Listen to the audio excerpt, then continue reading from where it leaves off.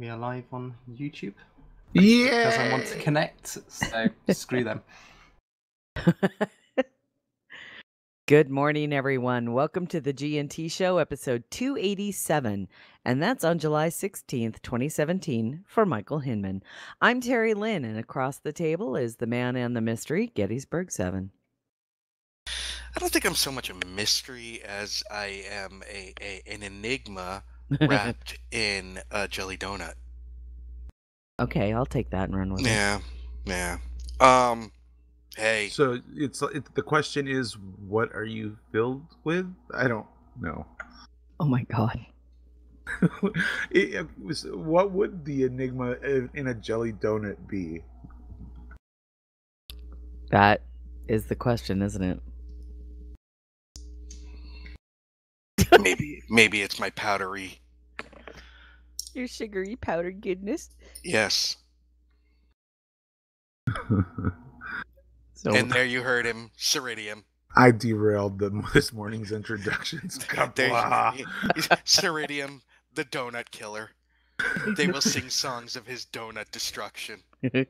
so you've never seen a box of donuts die so quickly in my house. And look who else is here, Terry, peeking around the corner. Steve. Hello, Steve. Hello. Welcome back, sir. Thank you. We missed you, and it's nice to have you back. And Yes, Steve. helping us out when you can. Steve, as everybody knows, has been working very, very hard, walking to raise money for It's cancer research. what research again? Cancer research. Oh, the cancer research. I thought you were going to say the specific group, but it is. It's just called cancer research. Oh, okay. So it's this particular one is just the UK-based one, and all money goes into trying to eliminate cancer and all forms of it. The UK only has one such organization. Oh, there's lots of different cancer charities, but yeah, this one is about beating cancer sooner. So Excellent. Right Well, on. you've been working your tushy off and walking and walking and walking. Well, since the weather got a little rough, yeah, Now, it's Steve, how many steps have you taken? I walked over 300,000 steps. Which makes it doubly impressive since you have no legs. So I think that's even more. It was the equivalent of me walking, I think it equated to something like 150 miles, or I think it's 240 kilometers God damn. within the Nice month. job. Which, That's- considering I worked out that usually in a year I would probably walk about 300,000 steps. So I basically did in a month what I would have usually done in a year. Okay, you're done. I'm going to bed. Well, congratulations, and I know that you're still working on it, and people can still support you, correct? Yes, they can. So, and yeah, hopefully, should know someone who might be able to actually double what I've got. So far, I've got just over £1,000, which was my target. So. Yeah, well, cool. And we'll make sure that link gets in the chat room, as always. But again, welcome to the show. And so, assuming that walking is on the menu, did you do anything else this week, Steve? The last couple of weeks, because I also ended up hurting all the ligaments in my left foot, which made the last week very hard to do. But I did just take it easy these last couple of weeks to rest my foot and to try and catch up on the month's worth of stuff that I haven't been able to do. So, but that also include just trying to do some Star Trek Online, which was nice because Oh, good. quite a lot of time I hadn't been able to get into the game. Oh, very awesome. Yeah, I actually fired it up for the first time in a while yesterday because I have a new I'll talk about that in a bit. Nick, what did you do this week?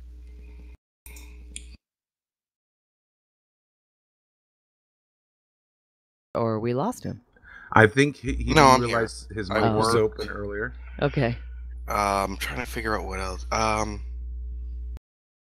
The wife and I went fishing last weekend, and she pulled in a whopping 6-ounce sunfish, which was fantastic. That's awesome. Some No, good yeah, it eats was right fun. there, man. Yeah, fed us for a week. And I think we're going again today after the show. There's this beautiful little spot I put on Facebook, photos of it, up by Hancock, Maryland. Oh, how But nice. yeah, and just a lot of work stuff. Yeah. And, Yeah. Mikey, what about you? Well, my parents went on a trip that got Ugh. cut extremely short Literally. because my mother, she fell down an entire flight of escalators at the airport. So they didn't even get out of town technically. She's doing okay, but she had to have stitches. She spent the morning in the hospital. And their trip got canceled. So I wish her a speedy recovery, and Oh, you ouch. poor thing. Yeah, no kidding. Mike posted pictures in our chat, in our private message, and I was like, "Oh my God, your mom!" I mean, let's see. So Tuesday morning, I wake up knowing that my parents had left at like 2 o'clock in the morning. My dad had been up like at 10 the night before, so it's like very little sleep, and he's the one that obviously drives. And it's like I wake up in the morning, and first thing I see on Facebook Messenger is a picture of my mom, all bloody and bruised and sitting in a hospital gown. And I'm going, that's all I see. There's nothing else. No message, no text, just that picture. And I'm going, what the hell? So, Oh my God, I would have flipped out. oh, trust me, I did. My brother and sister-in-law were actually in San Francisco. They were supposed to. They went to Cancun for their anniversary the week before, and they had come back on Monday night. They were supposed to meet up with my parents before their flight, exchange cars. Well, take my parents' car back home. So they were in the city. So I immediately called them and said, do you know what's going on? And they had explained to me that they had gotten the same picture. They had also, my other brother had also received the same picture. So my sister-in-law was our point of contact to the whole thing. And she had talked to my dad and found out exactly what happened. And I'm thinking, oh great, they got in a car accident. People are like, but no, it was a fall down an escalator, which poor thing. Whew. Oh, I'm so sorry. Well, to send her our love and our best wishes for a very, very, very speedy recovery, and a hopeful idea that they can reschedule their plans for the not too distant future. Thank you. I will pass that along. Cool. Well, I worked. I worked. Did you play golf? I did. It was very cool. Golf was great. Wednesday evening golf league. We had a lot of people this week. We actually had, I think, 5 foursomes. We were out there. And then afterwards. Isolate that. We had 5 foursomes. Isolate that, please. And and then after we play, I'm in charge of the refreshments, the after golf refreshments. So we brought the cooler with the beers and the chips and stuff like that, and went back to the office, which was right next to the golf course where we played and hung out, and it was very fun. We had a very good time. Our COO played this week, our CSO played this week, and our new chief financial officer, who's awesome, by the way. Her name is Hattie, and she's a member of the Citizen Potawatomi tribe or the Plains Potawatomi tribe in Kansas, and she's young, gorgeous, brilliant, and she is the biggest shit talker when it comes to fantasy football I've ever met. I was like, "What?" She had no problem of just talking trash to everybody about how she's gonna win. It's very funny.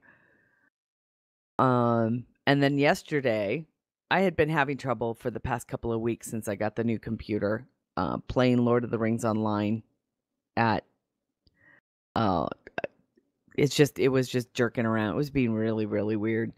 And Mike and I had been fiddling with it for the past couple of weeks with trying to figure out what the hell is going on, and we figured out that it has It to was be just a fine-tuning issue, really. yeah, and we figured out, and Mike figured it out that it had to be my monitor, that my monitor wasn't the monitor setup and my computer setup wasn't allowing the game was actually loading information faster than my monitor could take it. So the game kept crashing, and it was really pissing me off. Especially because there's this huge new expansion coming out at the end of the month, and I really, really want to play it. And yesterday I realized, God, Alan's got this beautiful monitor that he can't really use because when he bought the monitor, it had like a HDMI connection, but unfortunately his computer itself didn't have the HDMI connection, and for some reason it just an older version or something, and he wasn't able to use the functions of the monitor that his computer it was too old or something. So I asked him yesterday, "Do you mind if I give your monitor a try to see if that's what the issue is?" And after finally getting the driver set up correct, Mike helped me out through that. Oh my God, it's a miracle. So I have this beautiful. It's a Festivus miracle. It is a Festivus miracle. It's 29-inch long, like one of those super widescreen monitors. Are we talking about Ultra-wide. Alan still, or Ultra wide. Ultra wide. we are monitor. talking about Alan? Yeah, we are. Yeah. Ultra wide monitor. Yeah, it's very, very cool, and it looks gorgeous. So I was able to get into Lord of the Rings Online and up the settings in that and put the frame rate back to wherever it would take. And as long as I'm not in a very, very busy zone, it plays like a dream and it looks incredible. So we'll see. The new expansion comes out on July 31st. And I know that the new update for Star Trek Online comes out this week, I think. So I'm excited for that too. I gotta tell you one thing I did this week. I was listening to a radio show from. It was a comedy show, but it was from the Friday that the Boston bomber that kid was caught in the boat. Follow me on this. Yeah. And they were doing a very serious show because they were like listening to the police scanners. But one, it was funny because they were reading stuff on Twitter, and then an hour later, 2 hours later, it would show up on the media, and they were like, "We really don't even need news channels anymore. Just follow Twitter." Seriously. And then the other thing was, like, there were pictures. Remember when the SWAT team was up on the roof, looking down at the boat that the bomber ass fuck was in? Yeah. Well, these guys had been in Boston for years, so they're like, and they were doing it with love, but they were like, "Get off my goddamn yard! What are you doing? I just planted those things. I got SWAT motherfuckers running through my yard." I was dying laughing listening to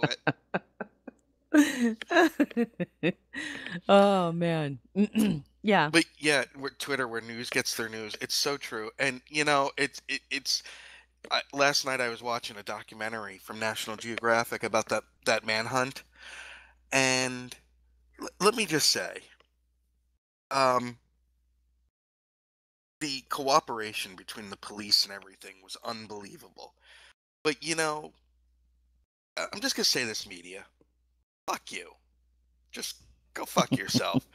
Because first they're announcing somebody's been arrested when they haven't, which of course causes the people in charge to have to take time out from, actually searching for the bomber to, deal with that. But then when the takedown was going on of was it Jokar Tsarnaev, one of the news organizations taps into the feed from the helicopter that the command post is watching and starts displaying it live on TV.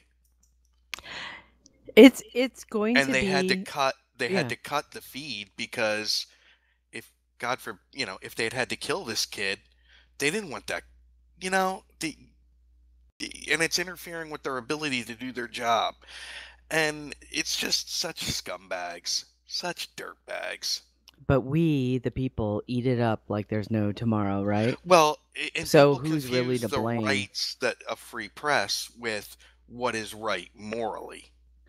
Okay, so you and I agree on that. If there is one thing that I really, really miss, and a lot of people will probably think, "What, Terry, you? You know what I really miss? I miss FCC rules. I do. I miss the FCC rules about what you could and couldn't put on the air. Now, Yeah, mind but you, I also news never fell under that because they could do live from Vietnam and well, show. that's what. Well, no, and I do. Okay, there was a difference, right? Yeah. FCC rules were and I did. I grew up with Vietnam and watching all of that on television Meanwhile, when Uhura couldn't show her belly button. Well, there wasn't. How do I say it? There wasn't a. But you know what? Too there's shit. I grew up on like fucking Wild Kingdom too, and you were watching animals tear the fuck out of each other. Oh, that show was awesome. And if you're too young to know Wild Kingdom, I really feel sorry for you. Poor Jim Fowler. He's Mutual getting of raped by Omaha. Yes. He's getting I raped by remember a that. water buffalo, and meanwhile, dude back in the studio is like, and there's Jim. Notice his face. Right. Now there is one thing to be said is that kids are protected from what death really is nowadays. Well, I'm glad you said that because I want to bring something up. Oh, I was God. reading an article Okay. about banned Warner Brothers cartoons, Bugs Bunny cartoons. Oh, you're talking about the psychedelic, trippy, super scary shit? No, I'm talking about stuff like one of the greatest ones, Wabbit Season, Duck Season. Yeah, I was thinking Mike, Mickey there's a Mouse. lot of them now that are censored because where you they're watch it and insensitive. all Yeah. of a sudden Daffy Duck is putting his bill back on the front of his face. Oh my because God, I they've peed cut my out- pants the first time I saw that. It was Yeah, because hilarious. they've cut out him getting shot and his bill spinning around his head like a million times. Because their theory is they don't want kids to be violent. Well, first of all, we all grew up watching those Bugs Bunny cartoons, and it seems like there was a whole lot less violence then than there is now. Well, I would disagree with that. I think that the Well, one thing I would disagree that there's less violence, but at the same time, I don't think there's any more violence. I really don't. I think that we've always been a violent society, But people forget but no too, different then than now. those cartoons were not made for kids. They were made to be shown before a movie. So you'd go and see the African Queen, and you'd get the newsreel, and then you'd get the cartoon, and then you'd get the movie. They were made for adults. Yes. People forget that. But to me, to censor a Warner Brothers cartoon, oh my God, I saw one. Alan just said first they were censored for racism, then for violence. You ever see the ones from World War II? Oh, where the yeah. Japanese have like the biggest buck teeth yeah. and tiny But you know little what? eyes. The one thing I have to give Warner Brothers appreciation for is that now that there's a lot of them that they actually put warnings on in front and just remind people, look, yes, they were insensitive. Yes, they were racist. Yes, they were a product of their time. And but they're a product of their time, and we're going to show them so they released them uncensored with that warning. I mean, and they, one of them is called Bugs Nips the Nips. Jesus Christ. But he like sells some ice cream and it blows up and like all kinds of shit.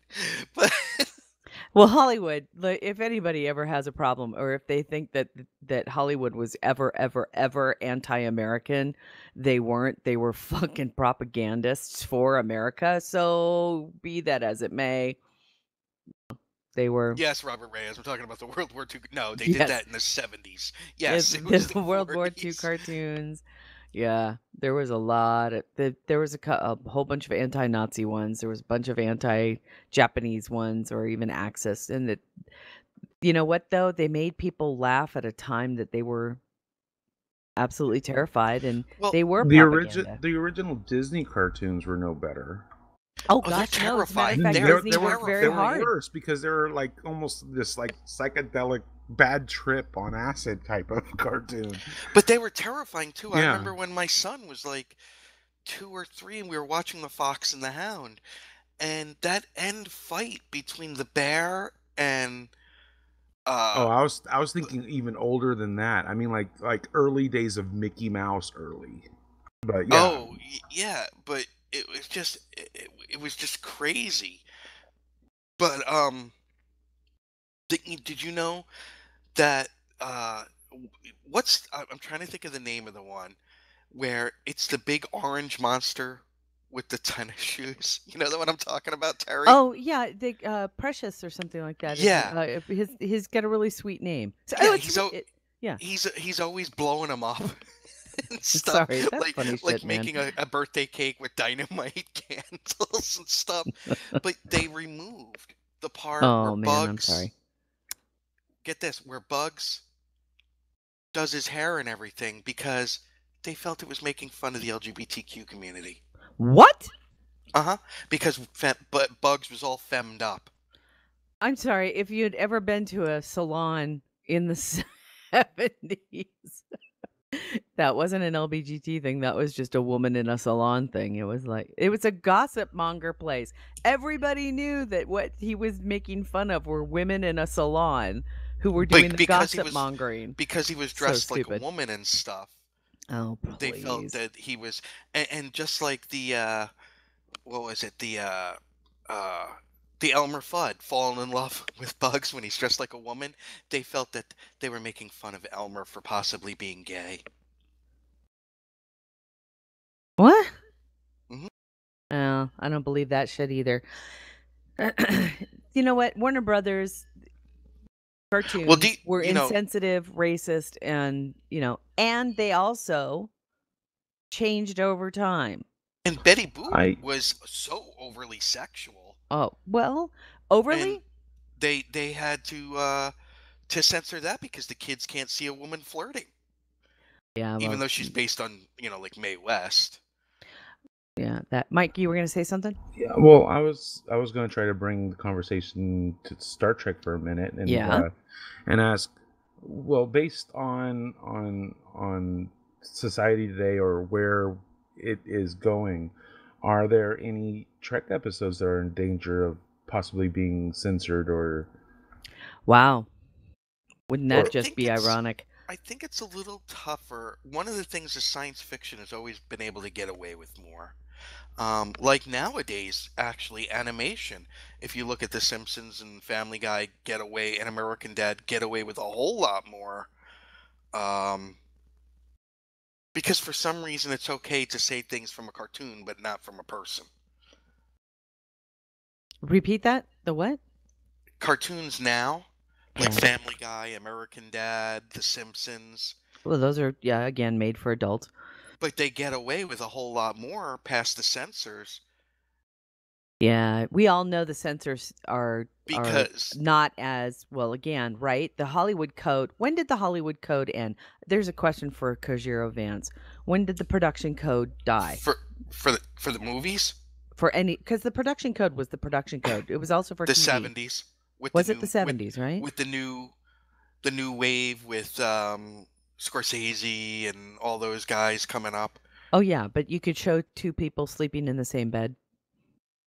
I think that wasn't until the 70s as well. 1968. Okay. We never saw Archie and Edith in bed. No, 68. You still had people sleeping in separate beds.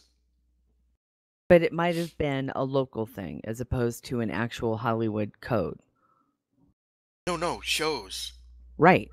Yeah. So 1968 it ends. Those kinds of shows and movies, but they couldn't. But a lot of people were still not into showing them, so they. Yeah, maybe it was like a slow turnaround.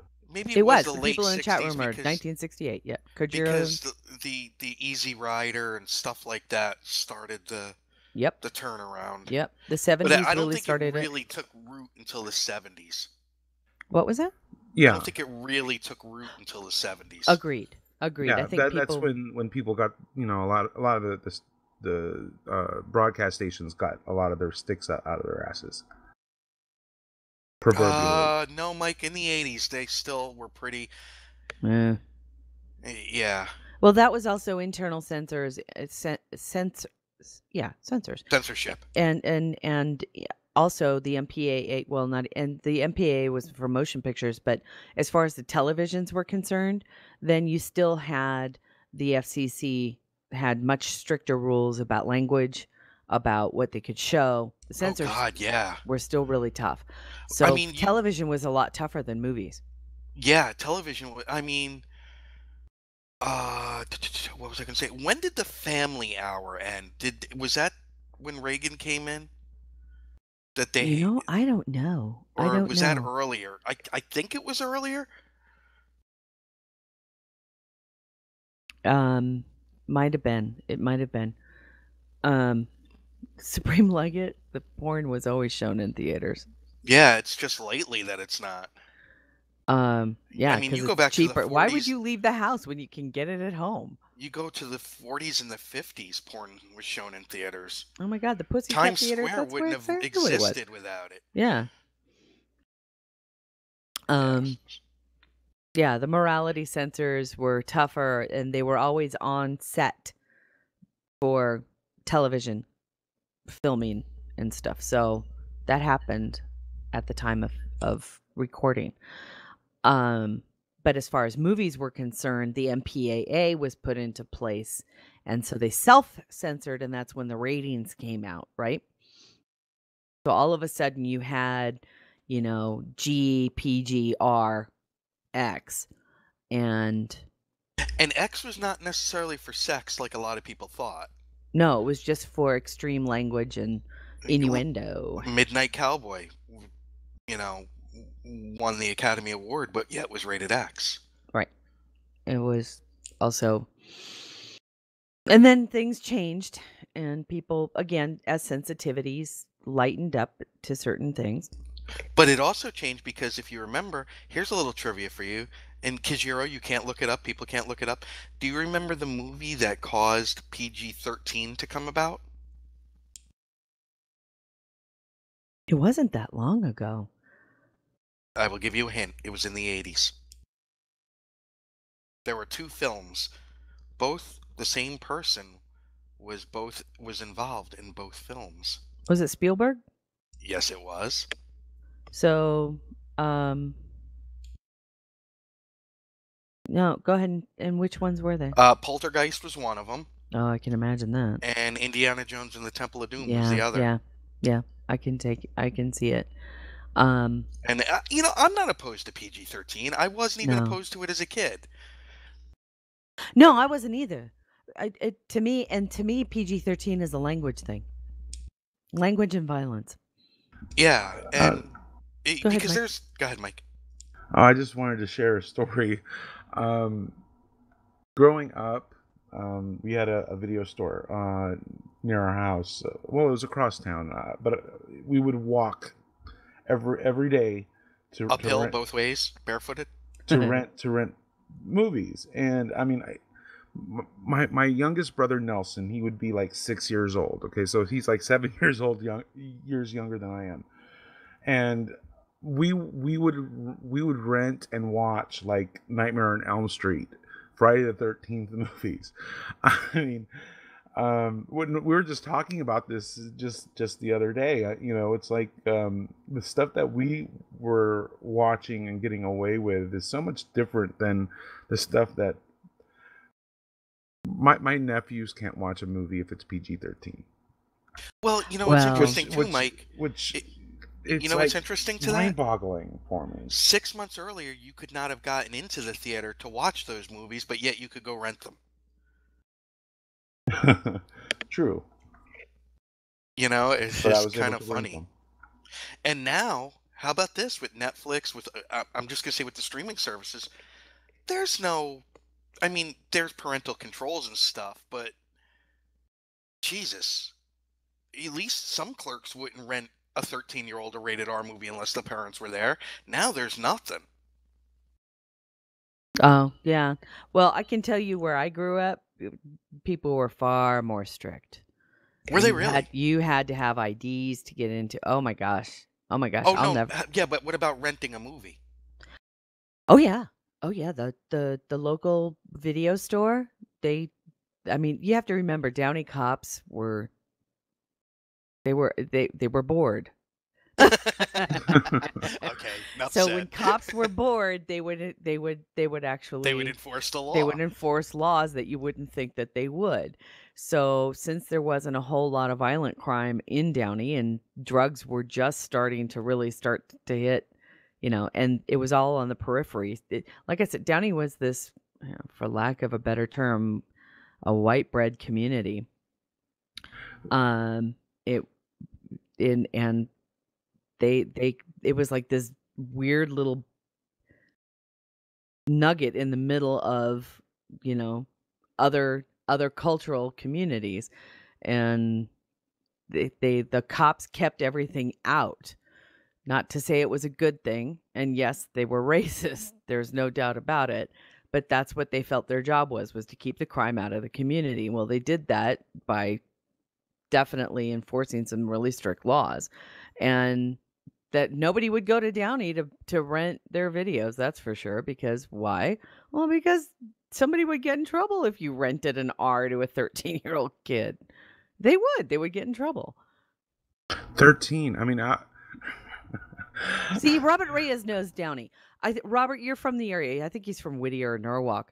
And so he understands. Downey's got this reputation, had this reputation for being freaking crazy, man. But be that as it may, it was just one of those things. So yeah, you didn't sell alcohol to minors. You didn't sell or rent movies to kids who weren't supposed to, because again, cops were kind of bored, and they would make sure that you were doing what you're supposed to. But there's a lot of like PG-13 movies that I grew up with and loved dearly and want to show to my nephews, but because of the rule my brother and sister-in-law have, it's like I can't, and there's some great classic films that from when we were growing up that I want to show them, but it's like, nope, they're PG-13. Mike, Now- you Even asked a the lot of the question. stuff, even a lot of stuff that's coming out today, a lot of the superhero films, they're PG-13, and my brother won't let my nephews watch them, which I also find disappointing because they love the superhero genre. Yeah, well, Now, Mike, to go ahead. answer your question, you know what episode springs to mind? And now it's not the original series; it's the Next Generation. Is the one with the little parasites with the things sticking out of the neck? Oh yeah, The that's a first season freaky one. damn episode. I mean, that one is disgusting. Conspiracy. Actually. Yeah, conspiracy. Interesting. Well, one because thing- I mean, when they melt the bodies. Yeah. Yeah. Or they blew it up at the end. Blah blah. What Yeah. was? Yeah, that was freaky, man. That would definitely get a rating. I was just looking at the Star Trek motion pictures and the films and their ratings, and The I original find movie was rated G. I love the fact that the motion picture's rated G. I really do. Because it makes sense. There's no violence and there is no language. I mean, bad language. There's no bad language in it.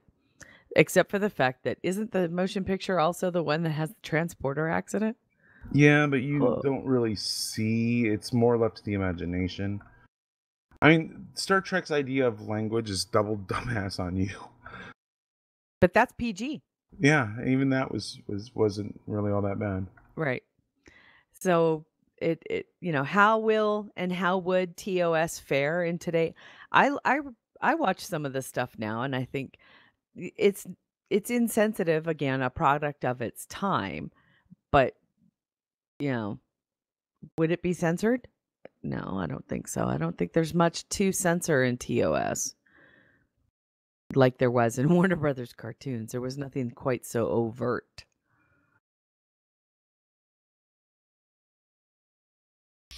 Sun No? says the transporter accident isn't violence and the Delton's disintegration isn't violent. They were different because the transporter accident That was they yeah. showed the beam, but that was left to your imagination. And Ilea being disintegrated, that was no different than things you saw on TV. It wasn't like the eel going into the ear in Wrath of Khan. Oh my god, I freaked out when I saw that the first Yeah. time. And because it wasn't, because that was scarier because of the buildup. If you think with the music and showing the eel heading towards Chekhov's ear and Paul Winfield's ear and all of that. So I think, yeah. Oh, Steve, you're an ass. I'm sorry. Type in like radio edit ONYL. Really? What do you have radio edit typing for you? He says the only thing that needed censoring was Shatner's acting. Yeah, my keyboard got stuck on the mute button, so it wouldn't let it go. So it's the keyboard's fault, not the fingers with the keyboard. So I quickly wrote it, but I thought, well, it's relevant. And I'm trying to get the mute to unmute. Yeah. I'm with you, son. That's a pretty, that's a pretty impressionistic scene in the transporter accident in the motion picture is a pretty, for me at least, But you think only the hear ratings what's for happening to him, and then you think, oh my gosh. But left the up ratings to the for it goes by imagination. what's seen, and that's the thing. It's because they, what It's I mean. no different than the slaughtering of Bambi's mother. You hear Which was what G, happens. and that was rated G. Yep. Supreme Legate Steve wants to know why your keyboard is sticky.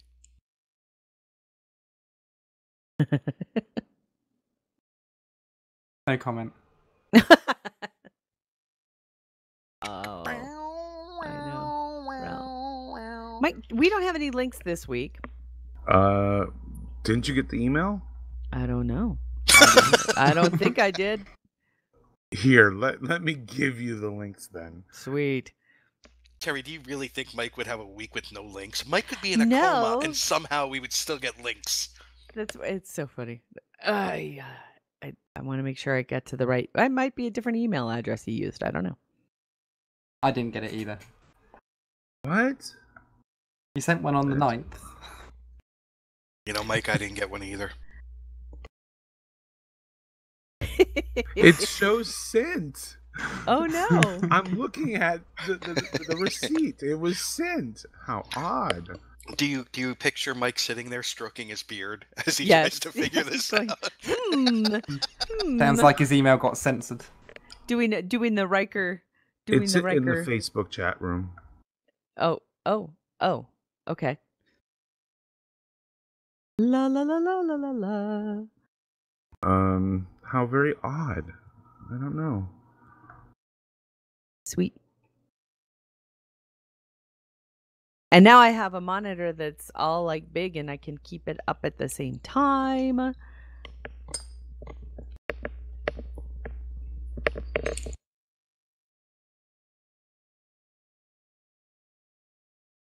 Now I'm all disturbed. Oh, don't know why. All right. Oh, interestingly enough, starting off the bat, again, our sister production, Semantic Shenanigans, is and has done a breakdown on the new amended complaint that was filed in the Seuss versus Comic Mix lawsuit. This is the one that outlines the copyright infringement lawsuit against Comic Mix and the others in the the places you'll boldly go mashup that they did between Dr. Seuss's book and Star Trek.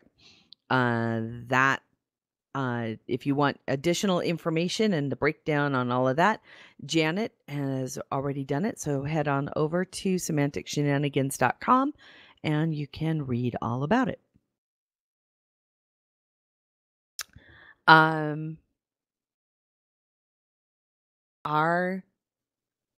Okay. So now your unofficial productions. We're listing this under unofficial productions because they're not necessarily actually produced by CBS per se. So for those of you again who watch or are interested in the new Star Trek role-playing game, Star Trek Adventures. Star Trek Adventures is being played by a group of people through Geek and Sundry on Twitch TV. It's called Shield of Tomorrow, and episode 2 is now available through Twitch TV, and you can watch it also at geekandsundry.com. I don't know if they're going to be on the new Alpha, which is the new platform that they have as a mixed effort between Nerdist, Geek and Sundry, and who's the third one? I think it's just Alpha. I have to look. But you can watch them definitely through Geek and Sundry and also through Twitch channel if you follow them. Find out which Trek episodes influence the minds behind Shield of Tomorrow. It's a good group of people. They're pretty fun. It's interesting to see how the storyteller kind of operates. It's a little bit different from how we're doing it, although it does give us some really great ideas, I think. What about you, Mike? Have you watched them? Yes, I've been watching them. And what's your take on them? I'm enjoying them. I'm learning a lot. We haven't done anything ship related yet, so I've been really enjoying watching a lot of this ship activity because that's something we haven't done yet. So you know, I've been enjoying it. Cool. Yeah, I think it's fun. I think that and what's great is that they're really the people who play them, they know their Star Trek. They're no doubt. And they're not, see, it made us feel better because their paranoia was just like ours, right? We overthink things. Well, yeah, but Jem had made the same comment, but I was like, this format, you know, the whole gaming part of it, the paranoia is built in. I mean, you can't get away with it because you're literally there waiting for something to happen in the story. Right. So you're going to be questioning everything until it actually happens. Right. And you know, it's like, okay, so then once it happens, then you can focus your paranoia. Well, that's true too. You can but it is true. If you're a bit, and well, the thing is too, is that if you're any kind of a Star Trek fan and have seen many episodes, chances are you're going to see some similarities to some of the storylines in the RPG. So you're kind of pre-built to see which way your mind is supposed to go, where that story is supposed to go. But the good news is that it doesn't always end up going in that direction. So it's pretty fun. I mean, what's kind of interesting about their paranoia is it's actually based on something that actually happened to their first go through. Right. Their test run, they were ambushed. So their paranoia is all based on whether or not this is a trap. It's true, right? So that's what they're focused on. Is this a trap? Is this a trap? So yeah, like I said, I think their paranoia is a little more justified, but it's a fun show. I highly recommend checking it out if you want to. And again, the links for this will be in the chat room. What is this about Seth MacFarlane? He's so funny. Oh, it's just a new promo video for the Orville, which reminds me, I have a question for this afterward. So it's just a new promo video. There's a couple of seconds of new footage, I think, but it's from Seth's character's point of view mostly. What was that? It sets the character? It's more from Seth's point of view. Ah, okay, got it. But yeah, so My question is, I guess, a hypothetical. This is a parody, so it's kind of the Orville is kind of safe from lawsuits and whatnot, but um, it hypothetically, if it does really well, I mean really well, and better than Discovery. I mean, what are some of the ramifications of that, do you think? A shareholder disappointment? I don't think you can compare the two because one's it. on a subscription service and the other's on a broadcast network. Yeah. True. The numbers obviously are going to be different because the audience numbers are going to be different. But I mean, I don't know. Really? And I'm sorry, Terry, go ahead. No, you first. I also think you can't go by reviews for a very simple fact. There is still, even in this, the age of the geek, a certain bias, especially towards the Trek franchise, because of all the years of ridicule that the Trek fans have gone through. Whereas Seth MacFarlane is a golden boy. And I don't say that in any way to denigrate him. I love Seth MacFarlane. I think he's amazing. But critics adore him. And so you've got a kind of built-in bias already working there. We're also talking about two completely different kinds of show. One is, without a doubt, going to be a comedy. It's going to be funny first. One is Galaxy Quest. Which, let's face it, most everybody still thinks is one of the best Star Trek movies ever made, right? It beats quite a few Trek films just standing on its own. I mean, and Seth MacFarlane, as everybody knows, is a person who absolutely adores the genre, and he's like the world's biggest TNG fan. He has a reverence for Star Trek that very few others really have. As a matter of fact, there was a big push from a lot of people asking to put Seth in charge of the next Star Trek show. But he also has that weight around his neck, and that is everything he has produced has been fairly offensive. So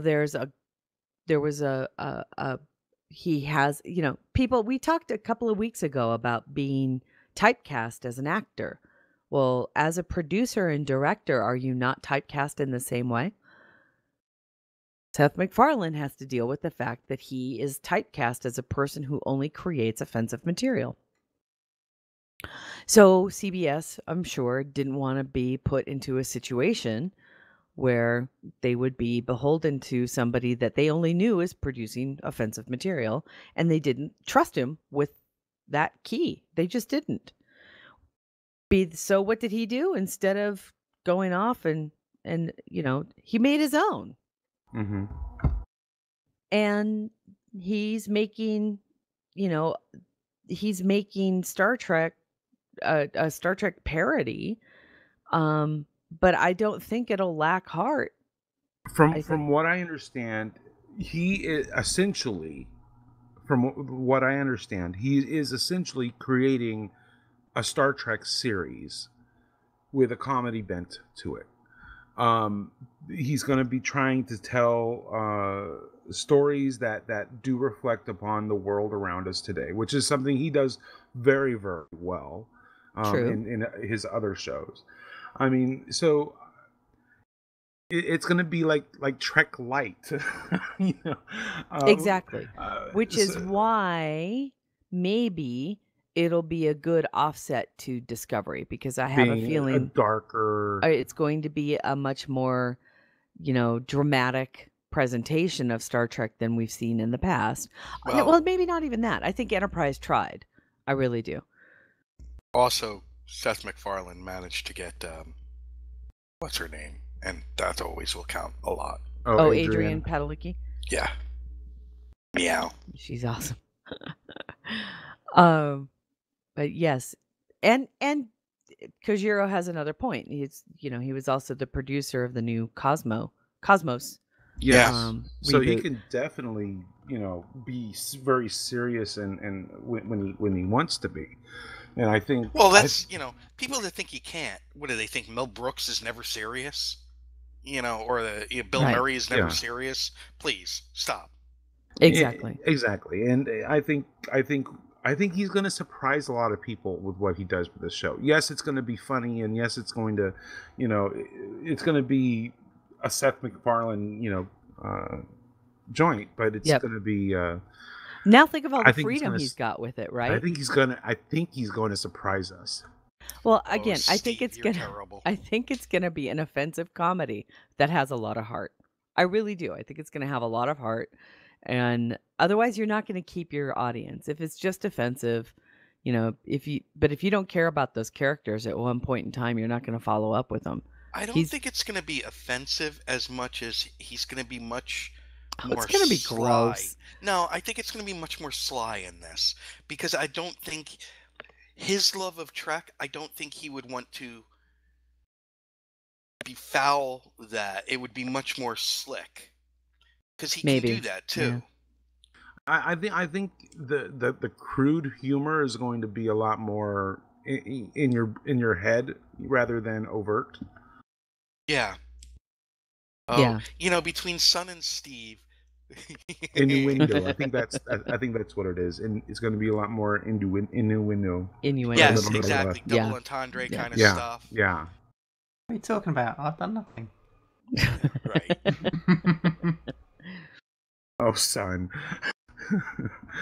But she does have a point there. Robin Williams was never serious. 1 hour photo. was Really? a comedy. Goodwill Oh, Hunting? please. Stop it. Yeah, right. Exactly. I mean, Awakenings? Oh. people never ever get out of. I break out of can't. their I only stereotypical- watched Awakenings once, and it was so emotional I could never watch it again. Yeah. Oh, I love that one. Right? Oh, Yeah. I watched that in Saudi Arabia. Wow. Nice little Trek bunch of- core. Bunch of soldiers in a room trying not to let each other see that they were crying. It was a lot of that. The dust must be blowing. A nice Trek Core article came out regarding the first scene in the public cosplay for the new Star Trek Discovery. People, as we expected, when they first started posting still shots of the production of Star Trek Discovery, people jumped right to it and started to create the uniforms to wear to Comic Cons and their local conventions as well. It's And not this a one is bad actually really, she did a really good job. Yeah, it's not a bad first one out there. So yeah. She did a really good job. I think everybody's gonna be I think the challenge for those people who really want to make something that looks as screen accurate as possible are gonna be those little fucking deltas on That's the going to be sides. nearly impossible to Oh pull my off, god, but that's it's gonna be a bitch. anyone Those are gonna be a that bitch. actually figures it out, though, they're going to be like a cosplay god. Exactly. And I have a feeling I know how I would do it.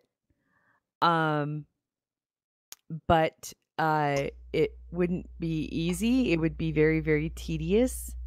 It almost but looks like chainmail, doesn't it? Yeah. It almost does. But what I would do is I would actually create a stencil And just paint it? and well, here's me, right? You put down the stencil and then you lay down a really, really thin layer of like a glue, but a gold leaf glue. Boom. Put the glue down, lift it up, and then gold leaf it. And then use that material to stitch in. Well, here's my... Well, it would be like, I mean... But the stencil making would be the bitch part. Yeah. Yes. Now, I have no costuming skills, and I don't know what kind of materials there are, but almost kind of like a gold-colored rubber cement Yes. on your stencil is almost the way to go. A very thin layer, but just kind of paint like almost like a gold-colored rubber cement over your stencil directly onto the fabric would almost produce that effect. But I have no idea what the hell I'm talking about, so I'll shut up now. Well, I'm gonna raise something here. All right. Maybe I'll get blowback for it. Maybe I won't. When you look at the uniform from the show, and this girl Yeah. did a great job. Oh, really good job. She really did. My hat's off to her, because the little deltas on the left and right side and over the shoulders. Isn't that just kind of a wank? I mean, Yes. did they really need to do that? They could No. have just made it gold. It's just, I don't know. It seems to me, It is a oh, wank. we've It got totally the is a wank. I delta. get We it. can do This is this. total it's total fan service, and this was, I have no doubt in my mind, this was it was a costumer's throwdown to cosplayers.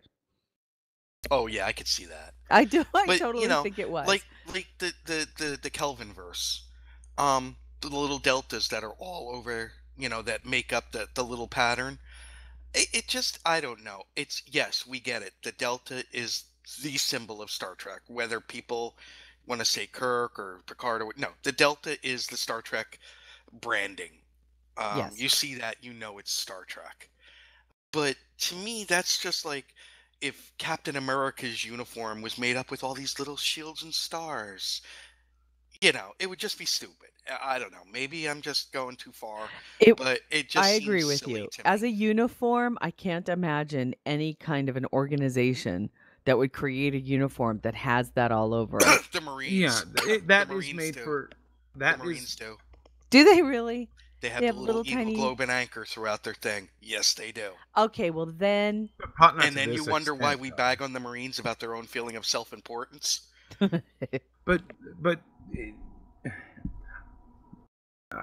I lost track of one of the things I wanted to mention. But I'm sorry, anyways, Mike. it's okay. But looking at these, you can probably custom order a hole punch. And a make a stencil. A delta-shaped hole punch. Make Because a stencil. if you look at the size of them, it's about the size of a standard hole punch, except it's delta shaped. So, make get like a couple inches worth and just kind of lay them out. Because if you look towards the edges, they're kind of cut off, so they're not full lines. So, but they do seem to be in diagonal rows. So, and I don't know if that helps anybody. It just reminds me of chainmail. Yeah, it does. It does. I think it's beautiful. I really do. Oh yeah, please don't misunderstand me. I think it looks amazing, and I think in this era of HD and 4K TV, exactly, that's what I was going to say. Yeah, it's definitely you wouldn't have got away with this in this even through the 90s. Maybe in Enterprise towards the end when it was being shot in HD, but before that, this would have all been lost. Yeah. Yep. And I mean, it's just like in the 2009 films, their uniforms, they have the delta pattern. Yeah, that's what I was saying. Yeah. But it's not like this where it's a whole extra layer on top of the fabric. This is the fabric kind of like almost with like a watermark or an imprint on it. Yeah, it's got. But let me ask this: in a what is the justification for an everyday uniform to put that on? Style, baby. That's it. It's just fashion. See, it's just too. This'll look cool. You know what I loved about the uniforms on Enterprise? They were absolutely practical. They were practical, right? Oh, I did love them. Even the what we call the first contact uniform, the black and gray, were more practical than the jumpsuit. Because you could take the top part off and you had the shirt underneath and and all of that, kind of like our military uniform where you can take off the blouse and you've got your t-shirt underneath. If you're going to have something like Jeffrey's tubes, you're going to want to be able to wear something that covers your legs. That's all there is to it to me. And doesn't this uniform look like I don't know. To me, it looks like if you're in the midst of something and you're trying to crawl through a Jeffries tube, it just looks to me like, I don't know. I don't want to crawl through a Jeffries tube and find like glitter bombs of little Delta shields all over the place. Yeah, engineering would have a shit fit, right? Yeah, it's an interesting take. We will see how, I have a feeling that, I don't know. I don't And please know. don't misunderstand. I think it looks beautiful. It's I an do. awesome, it's beautiful uniform. It really is. There's a couple of other things in unofficial productions. We'll make sure those links get into the show notes.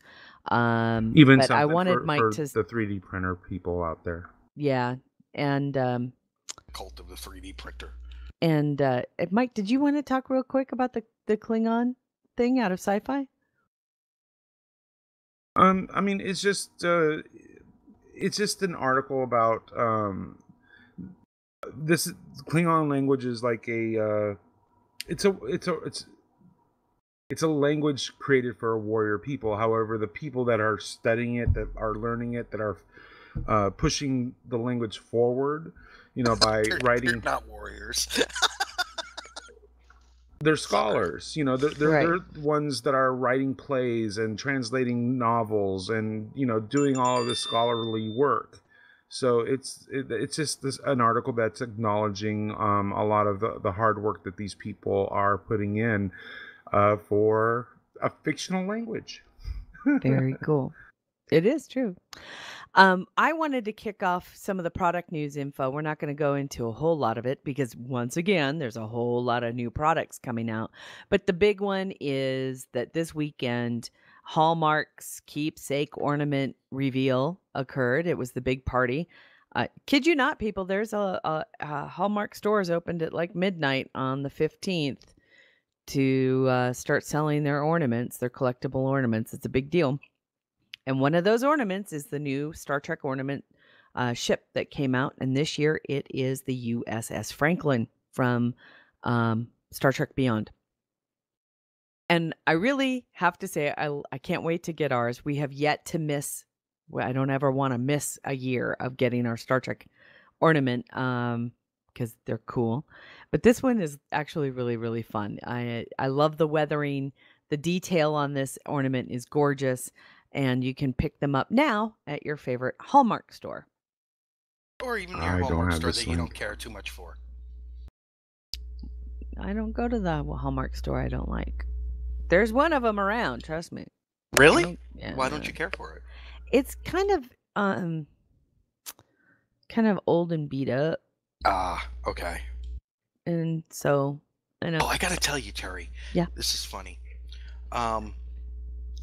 My wife, puts scrunchies in her hair because she's got such thick hair that she... Yeah. We were just out, and I was like, why don't you try the dollar store? Because the ones that she got... This dollar store, dollar stores get kind of a bad rap. They can be kind of rough. Some of them are amazing. This one was huge and as clean as any store I've ever been in. It was spotless, and we were like, we'll come back here. But you know what I love about the dollar store? You can get truck tires, a falafel, and a bag of heroin all at the same dollar store. All in aisle 3? All in aisle 3, yes. See the little sign that says truck tires, falafel, heroin. And you got to talk to Joe about the heroin. But yeah, it was just so... It's behind you were talking counter. about your Hallmark store that's a little beat up. You go in, you expect certain things from certain stores, whether it's true or not. Yeah, and all for $1. Bag of heroin for $1. It's not really that good quality. It's like 2%. You need to shoot up about 15 grams worth. Oh, what the heck? You know my documentary watches I've been doing? Yeah. Oh my God, Terry, you and Alan, watch Cocaine Cowboys. Okay.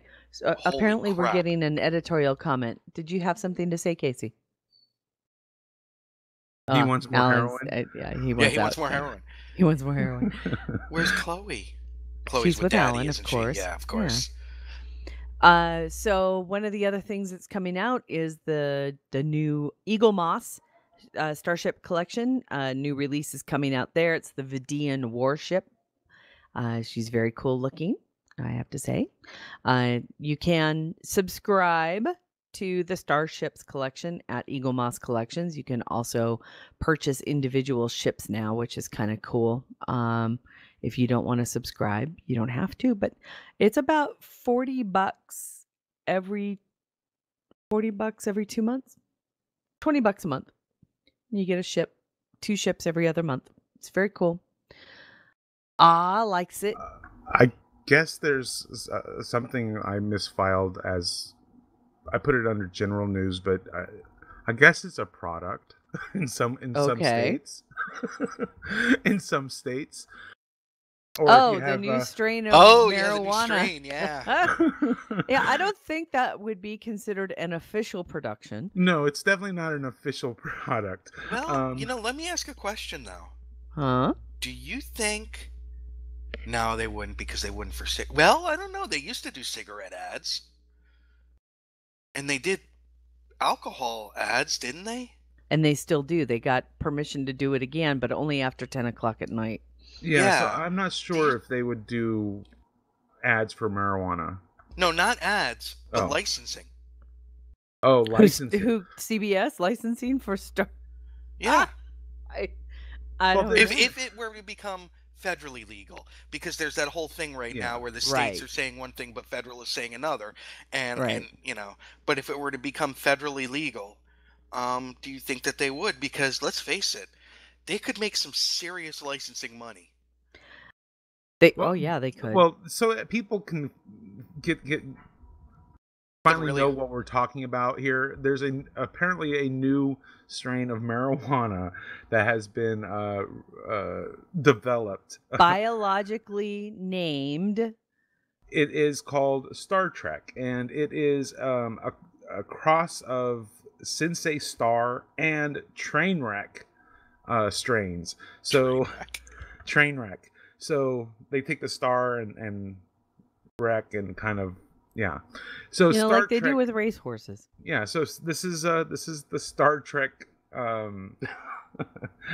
strain of marijuana. And as we discussed this, JVC is just pounding his head into his desk. Going, God it damn has it. an earthy, hash, herbal, almost lemon, spicy aroma. All right, you've got me so far. Go ahead. Its flavors consist of citrus, hash, herbal, and lemon. Oh my gosh! I love this. Is all stuff on the review of this particular strain. I mean, I love this. The fact this bud packs lifted and dazing effects that can leave you soaring through the universe with your own mind after a few hits. That's fantastic. They recommend it for depression, fatigue, inflammation, insomnia, and stress. I'm there. I'm there. The fact is, you know what I find funniest about all of this, you guys, is the fact that there is a link that from allbud.com that Mike found, and I'm not sure. I blame Google because you follow the site. I blame Google. I don't follow the site. Okay, you just Google Star Trek. Okay, yeah. Okay. He doesn't follow it. He just happened to come across the latest. That's fucking hilarious. The latest what's her name? India summer video as well, because it just happened to come up. Yeah, I just have Google send me links every day, and it was in the bottom of one of the pages, but it was there, and I was like, this is too funny not to talk about. Can you imagine if they did get to the point where CBS was licensing it, how just rough Klingon herb would be? Oh my God. It would take you down. He's staring into the distance wistfully. Kind of counter for the Klingons though, because they would need, I was they thinking, would need cot, not weed. I think weed would be more of a Ferengi definitely an Orion type of pastime, I think. Let's just cut to the chase. It would be Pakled. It would totally be Pakled. That explains a lot now.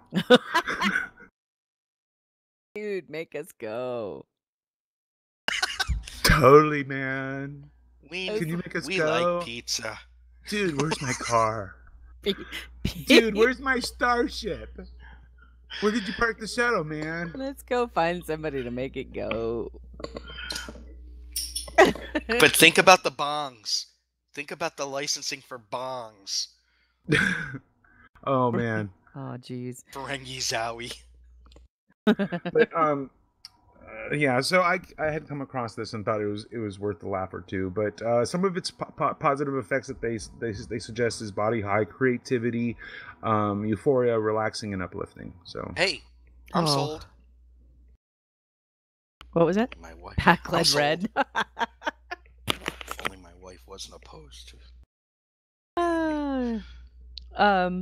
Well, shall we start off with a new thing in general news, seeing as though we jumped over there anyway? sure. There's a couple of contests that are out right now. They're probably pretty close to being ended, though, seeing as though there's a lot of Star Trek STLV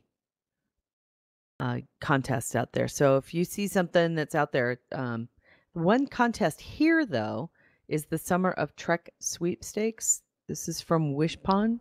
Well, it's Eagle Moss. It is Eagle Moss. Good. Yeah, it's Eagle Moss.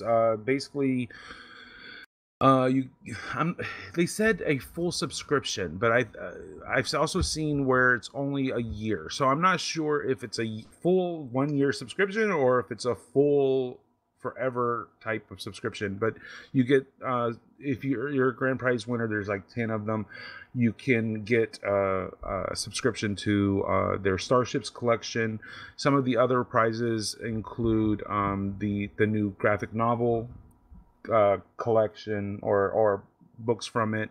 They're partnering with IDW, so there's also comics as one of the prizes, and I think the last one is a Eagle Moss gift card. So they've got a ton of potential winners here. Very cool. The one after that we'll skip. Well, it's the same one, just a different discussion of it. And the Star Trek original series set tour. I have to watch my control here. Hold on. It's to open a link, I have to hit control, and then control opens my mic and gets a little freaky. Basically, it's a set of galleries or photos from some of the recent visits that some of the Trek professionals like the Okudas and Drexler had made over to the set tours. So it's just a collection of their photos and stuff. So if you want to check out the set tours, that's a good preview. And of course, if you are planning a trip to the New York Ticonderoga area, is that correct? That's correct. Be sure to check out the Star Trek original series set tours. It looks amazing. They had a wonderful insiders tour where the Okudas and Doug Drexler acted as tour guides. And so those people who got to attend were actually led through the tour and got a great kind of one-on-one with the experts of the Star Trek set. So it's very, very cool.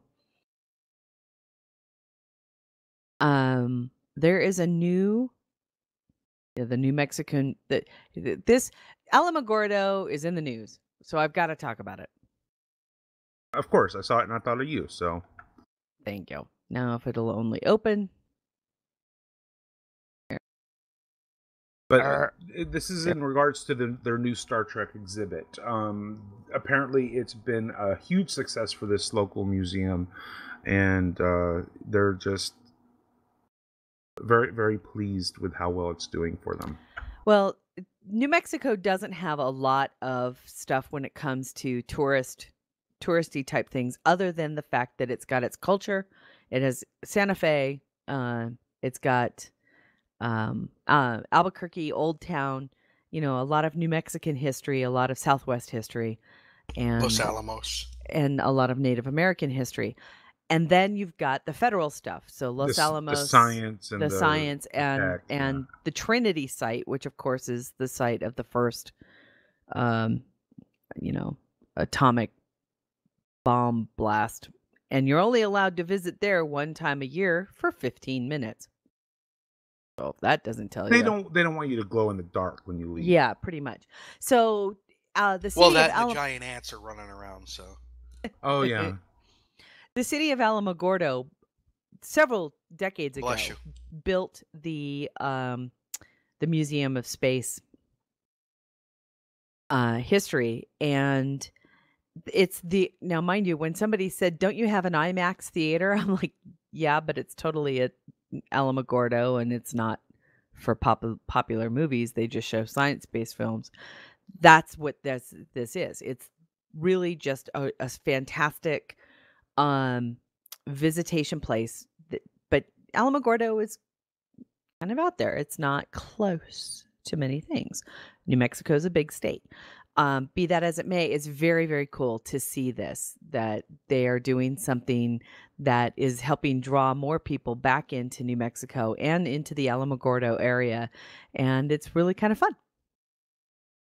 So check it out and come to New Mexico. It's party. We like it. It really is. It really is. It's one of my favorite things. I just put something in the chat room that I won't talk about on the air, but Terry, I know you know what I'm talking about with the second part of it. Yes. I just don't get it. I don't either, because they're not different. They're totally different. I know, but it's funny because I know people from both states that are the same way about each other.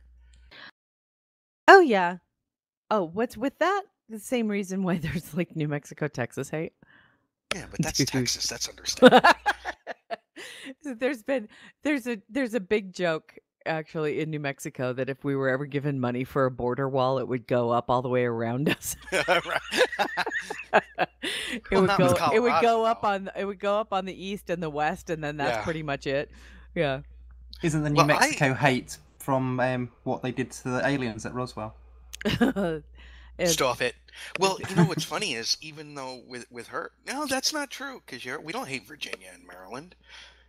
And we don't hate Colorado, except when we get into chili fights. When we get into chili fights, that's where it comes in. But other than that, I don't think we really hate Colorado. But when we're not fond of Arizona or Texas. When I was talking to her about how much I liked Flagstaff, because when we had to take that detour Flagstaff, because of your the rental car issue. Rental car. Remember about that? Yeah. And isn't that a beautiful airport? She much prefers the southern Arizona. Oh, the Tucson area? Yeah. Pretty. That's pretty down there too. Yeah, but I liked Flagstaff because of the pine trees and all of that. And don't they get snow up there? Oh yeah, they get tons. Yeah. Not very many people remember that the northern portion of Arizona and New Mexico are the lower Rockies. So they get a lot of snow. There's 7,000, 8,000, 10,000 feet of altitude. And but as you head south, that altitude tapers off and it also becomes drier. So you've got the Gila National Forest that crosses both states, Arizona and New Mexico, and it becomes much more dry, much more arid, and so the ecosystem changes. It's quite beautiful. It's funny because, well, not funny. It was kind of serious. But if someone is like living in Colorado, Utah, upper New Mexico, upper Arizona, be aware when she moved out here, she had altitude sickness for a good while because she lived for 20 years up in Colorado and Utah. Yeah. And when she moved out here, boy, it was not pleasant. And then add on top of that the humidity, which you all don't have. Yeah. No, I don't. I can't.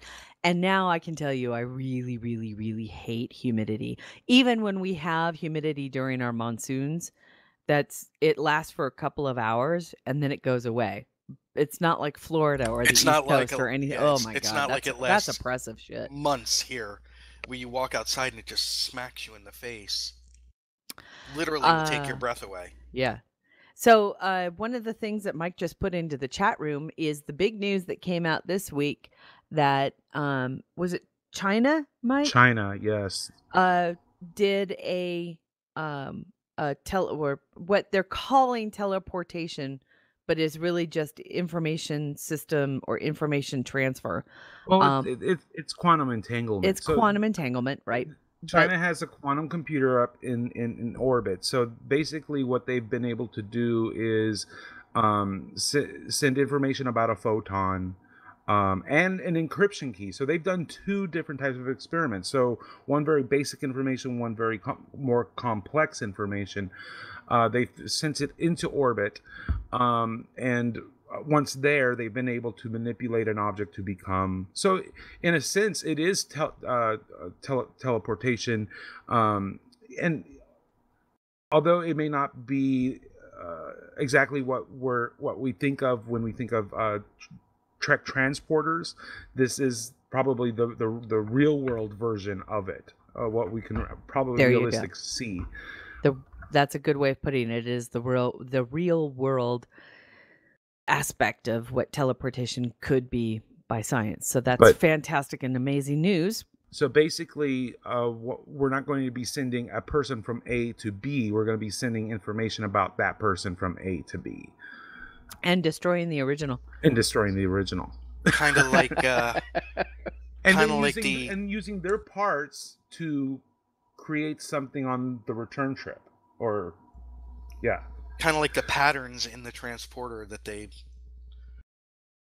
they had. Remember where on more than one occasion do we have the pattern from when they beamed over and weren't sick, and we can do this and that. The patterns are what is being transmitted, and then basically there's a tank of goo. It comes back to goo, doesn't it? For lack of a better description, there's a tank of goo that whatever gets assembled from. Yep. Yeah. Weird. Very strange. It's an odd idea to think that in our lifetime we're actually seeing this kind of science occur, and it's exciting and freaky at the same time.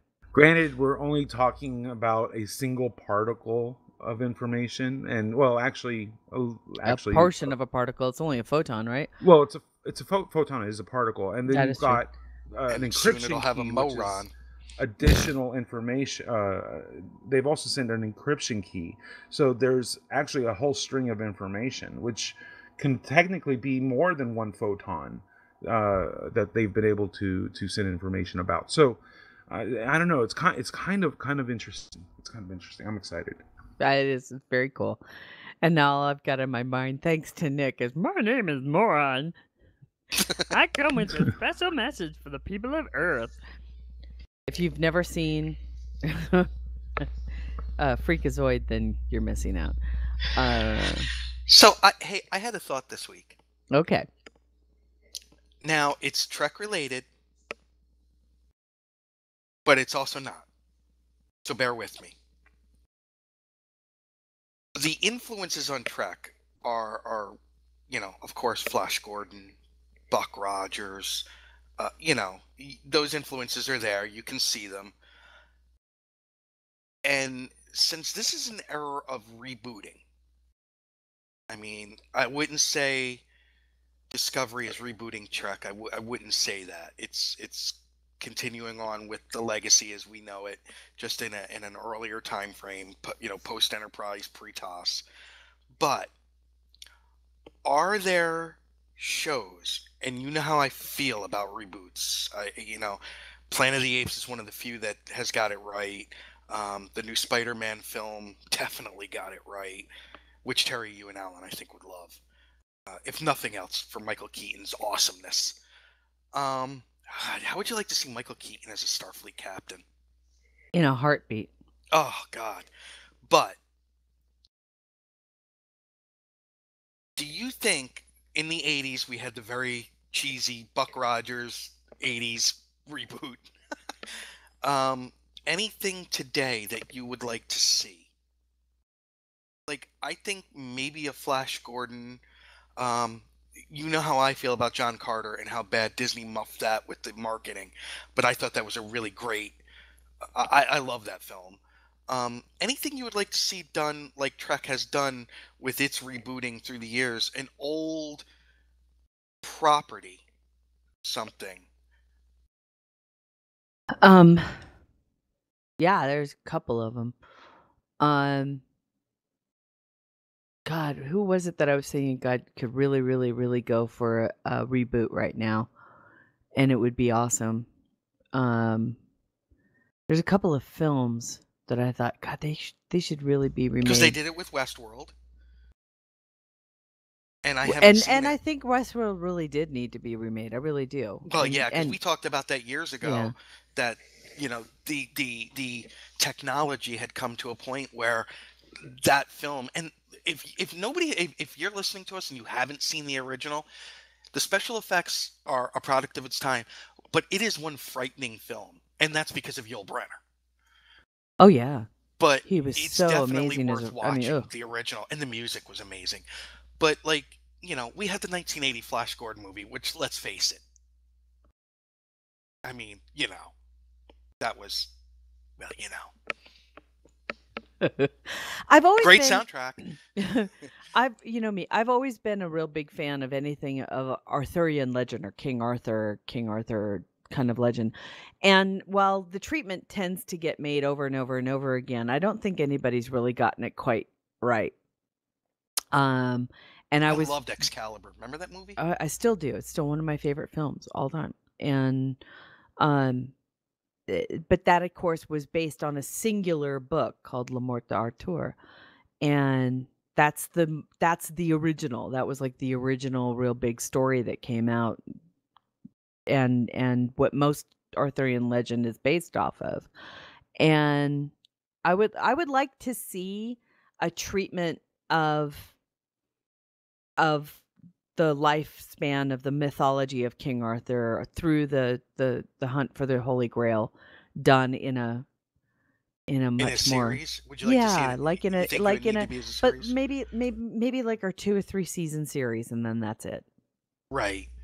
How about something like Metropolis redone today, which honestly, if you watch that movie and consider when it was made, Oh, I know.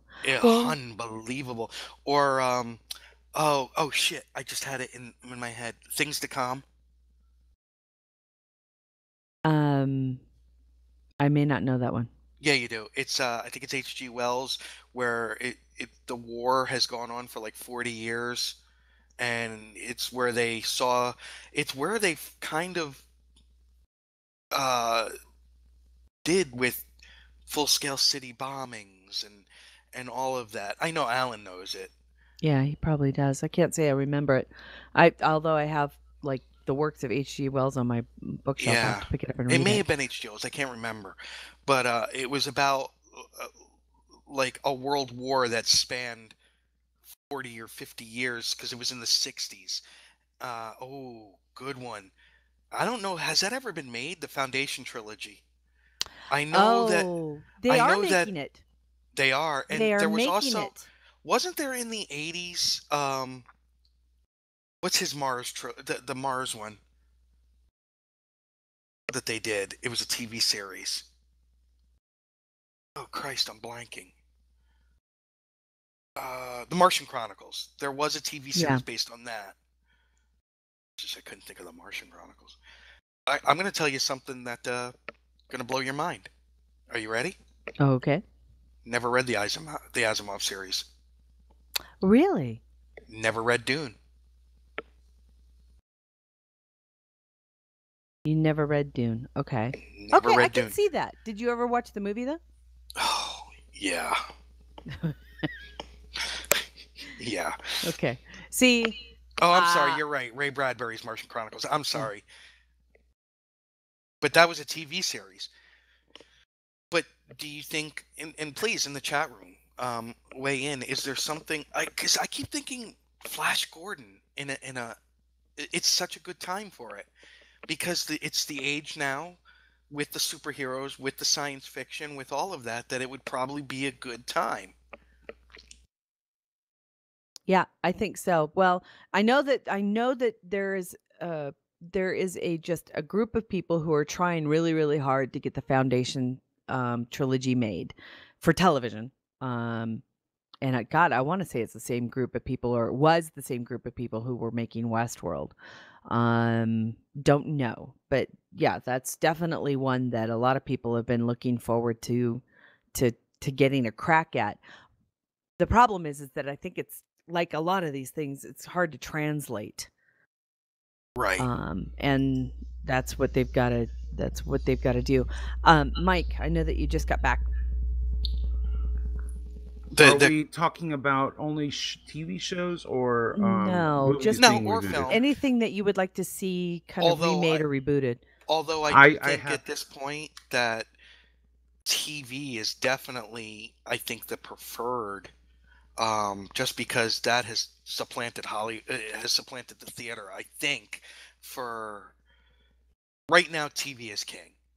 What I would love to see rebooted as a television series, possibly for a streaming network, is Weird Science. Interesting. You know what? That would be really funny. But how do you get beyond the one joke thing of them making a woman? That's the thing. That could be like the pilot. But where do you go from there? Where don't you go?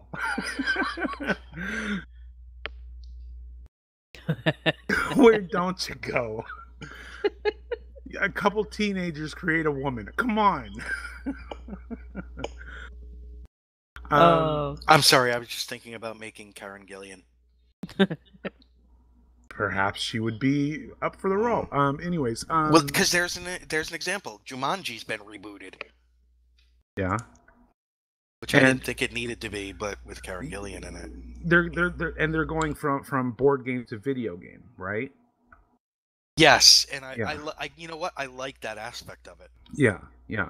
So the idea, I mean, there's another movie that I remember watching from the 80s that was in the it was Weird Science and this other film, and I can't think of it, but these two films could totally be in the same universe and could actually be merged into the same series. I can't think of the title of the other name, but I know, again, teenage kids in high schoolish age should create a device that kind of shatters time. Or Sliders? No, not Sliders.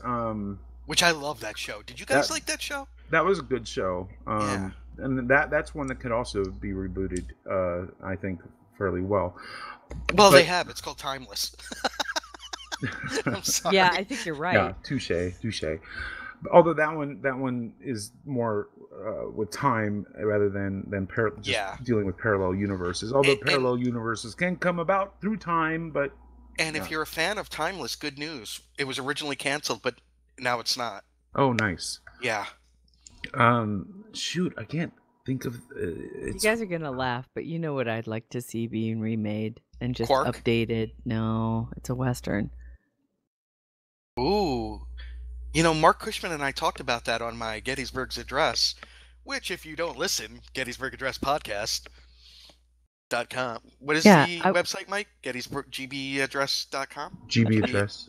GBS Address? What did he say? He thinks the time of the Western has passed. Oh, no. But I think it's time to come back. I disagree with him because I think as long as it's not saturating the market, a well-done Western could definitely...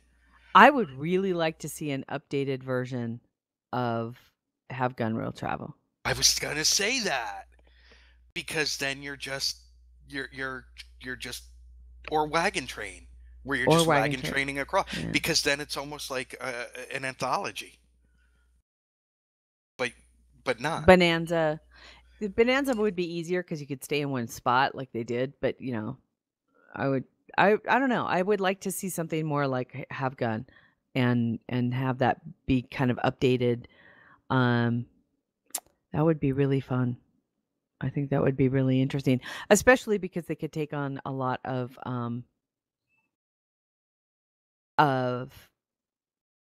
topics that they really couldn't when the original came out. Right. And address them in a more realistic manner. Yeah. And it was, because you're right. Have Gun Will Travel was a much different kind of Western to begin with, which is why I think it would translate well to a more modern audience. How about something like... Oh, and then Mission Impossible, if they could do it right. Well, I was just going to say, how about The Untouchables. Yeah, Where I'm they could less. Yeah, actually I'm get less of more an into Untouchables fan than I what am. Like I said, the original Mission Impossible to me was art. I loved it. You know what though? I have to say, the closest that a Mission Impossible television show came to being like the reboot of Mission Impossible was Leverage. Yeah. It was always there was something really comforting to know that when you watched Mission Impossible, you would totally get caught up, and every week they would still sucker you in until the very end when there was a reveal when you found out that it was always a fucking part of the plan. And I love how tightly written those episodes were. And that's why I enjoyed Leverage so much, was because while things may have gone wrong from time to time, at the end of it, they had always put in some kind of a failsafe that allowed them to get out of. So it was always technically part of the plan. I love that kind of writing. And I love the idea of following a bunch of people who are doing good, using, just art and deception, and it was just fucking great. I would love to see a new Mission Impossible. And I'm not talking about what's this fuckhead's Mission Impossible shit. I'm talking the series and keeping kind of key to the core of what they were supposed to do and how they got around. Just always being one step ahead of the game. Love those. Well, that's why I was thinking The Untouchables, because now with production and stuff and the ability to, like with Mike has said before, with streaming or like FX and channels like that, AMC, you could really show what the Prohibition era Chicago was really like. And I guess for me, at the end of it, me, I'm just not a big mobster. It's just that would be great for people who enjoy that genre. Sure. I'm just not one of them. But Mike, I had said earlier, Flash Gordon. Okay. I mean, Yeah, no thought on that? Well, they did a reboot not long ago. No, they did it in 1980. I don't remember anything since then. I remember No, they did a new series. I It remember went for something 1 or on 2. Sci-Fi Channel. Not Really? I think it was early 2000s, but yeah. Really? Yeah, it was pretty good. I liked it, but then again, I had no reference to the original. Or remember, these are things you probably heard of, Commander Cody, things like that. Because remember, there were old radio serials too. I can't say I'm overly familiar with them, so it's hard for me to comment on them because it was so before me and I wasn't part of that retro audience.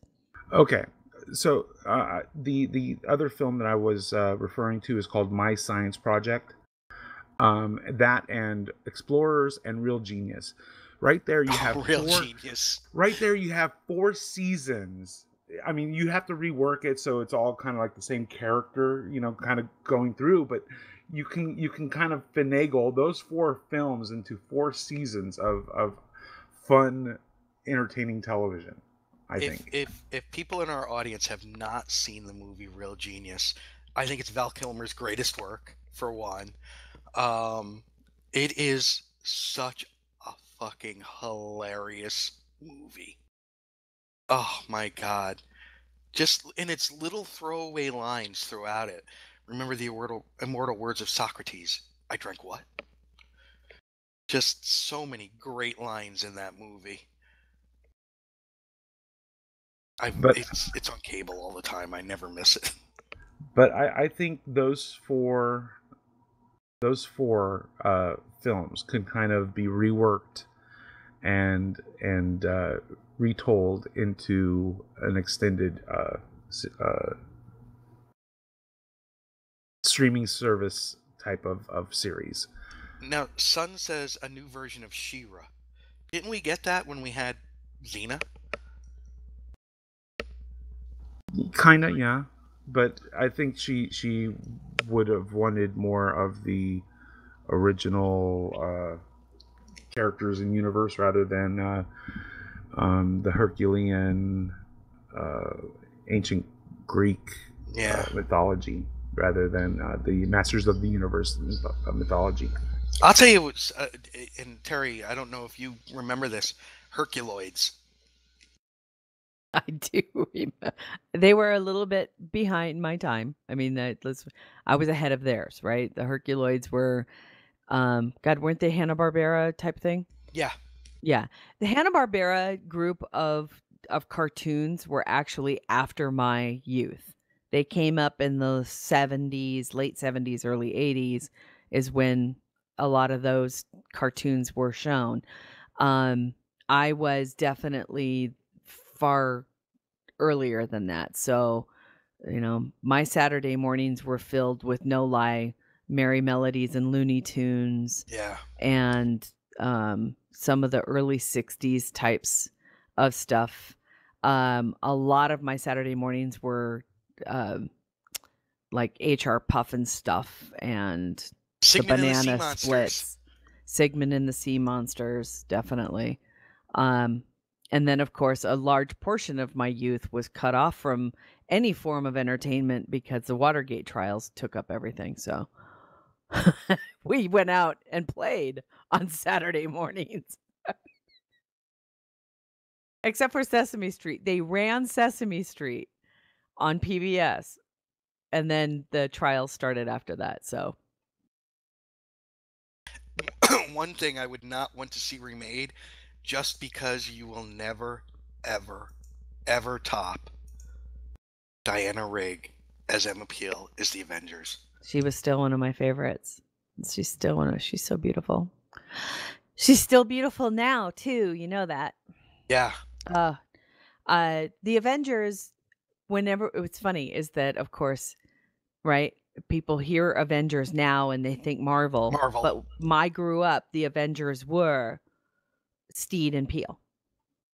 That's who these two people were to me. I grew up watching this British kind of spy show. Do you remember the Rogues? I loved her. I wanted her. Huh?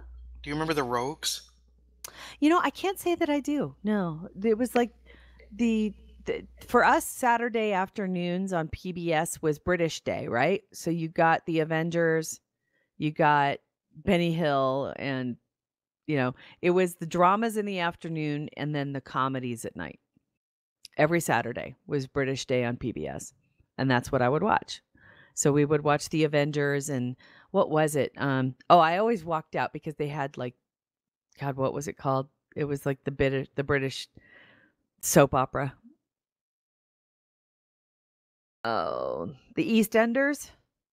Okay, yeah. Yeah, something like that. And that was like the 1 hour I wouldn't watch, and then I would come back, and then it would be sometimes it would be like the Thunderbirds in the afternoon. And UFO. Then, huh? Remember UFO? Nope. By the same people. Really? Yeah, I don't remember that one.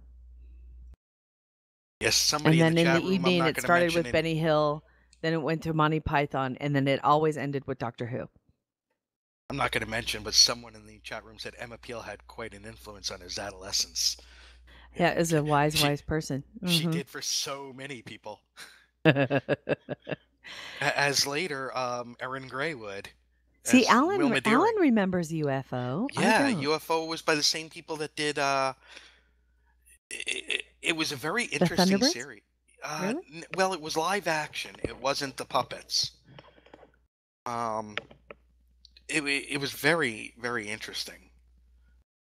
Huh. Because I don't really remember it. Coming from Britain at that time, you had a lot of shows like that. You had UFO, you had Space 1999. You had, a whole bunch of shows like that. I don't. I just remember the one.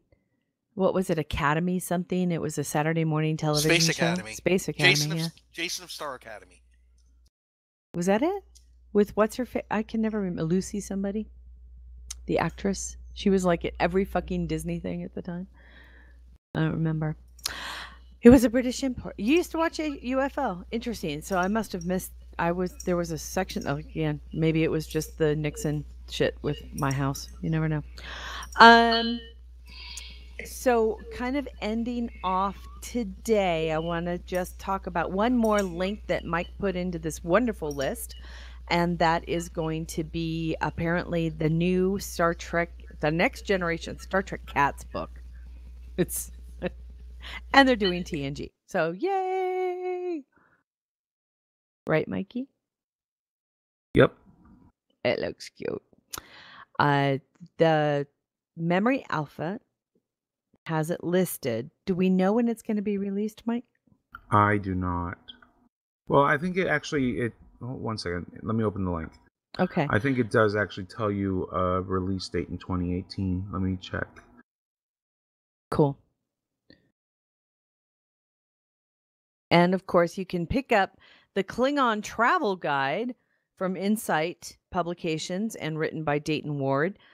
It is now for sale and you can get it. I got my copy last week and it's beautiful. March 27th is when it's supposed to be released. Awesome. Terry, there's a picture that I just put. You remember that now? Yeah, I do remember that.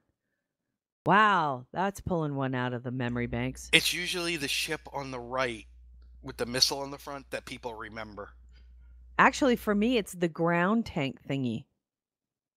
Oh, okay. Yeah, I remember that one. Interesting. Very fun. Okay, do we have any announcements, Mike and Steve?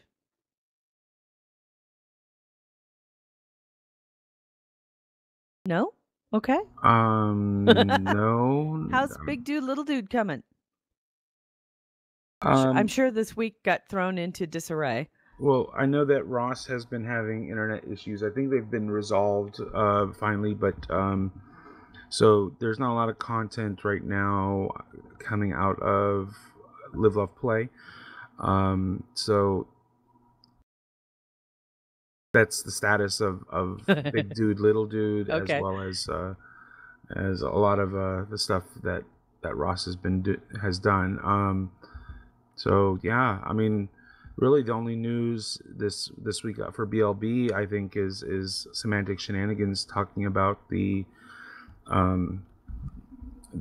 amended complaint, which interestingly talks about CBS issuing the cease and desist to them. Yes. Is CBS even a party to the action, though? I don't think they are. No. From what I understand, Seuss has the stronger case, so they're sitting back and watching and waiting. But in the meantime, because of the trademark issue was thrown out, they decided to issue their cease and desist and at least get that ball rolling, I guess. Yeah. It's not like they weren't on notice anyway, but yeah. But there's a formality there, and it's not, and seeing as though it's a larger corporation that's doing this, the comic mix is then it's not as easy to, sit down and have a personal meeting with them and ask them not to do what they're doing. So a cease and desist letter is probably the more formal of the two. So that is interesting. And again, the litigation starts all over again, guys. So the amended complaint is there.